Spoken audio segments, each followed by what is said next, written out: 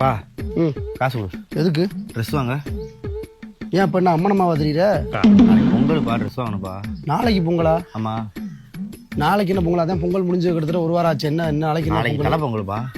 தலை பொங்கல்னா எனக்கு புரியல. நாளைக்கு என்ன தேதி? நாளைக்கு என்ன தேதி? எனக்கு அதுவும் தெரியாது. எனக்கு பிப்ரவரி 6. சரி, விடாமுயற்சி. என்னைக்கு ரிசல்ட் வருது? என்ன தேதியில் ரிசல்ட் வருது? ரிசல்ட் வரும்பா. அப்புறம் நாளைக்கு படத்தால் ஏகே படத்துக்கு போகணும்பா. உன் எக்ஸாமும் விடாமுயற்சியாக தான் போய்கிட்டு இருக்கு. இன்ன வரைக்கும் நீ பாஸ் ஆன மாதிரி தெரியல. ட்ரெஸ்ஸு கேட்குற வந்து தலை சொல்லியிருக்காப்புலப்பா. என்ன சொன்னார்? படம் வர அன்னைக்கு தான் திருவிழான்னு சொல்லியிருக்கா. படம் வர அன்னைக்கு திருவிழான்னு சொன்னாரா? சரி, நீங்கள் கொண்டாடுங்க. நான் அந்த திருவிழா கொண்டாடுறது கிடையாது. ஏப்பா நீங்கள் அவர் ஃபேனோ? யார் ஃபேனு? அப்படிலாம் கிடையாது. நானும் நாளைக்கு படத்துக்கு தான் போகிறேன். ட்ரெஸ் போமா?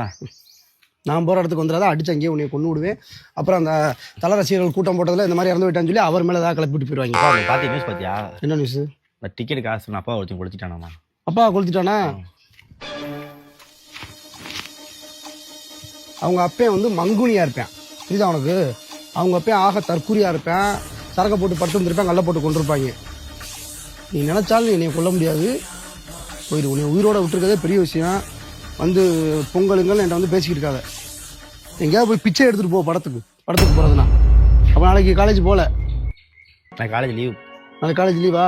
அதுவும் யார்? உங்கள் தலை தான் சொன்னாரா லீவுன்னு?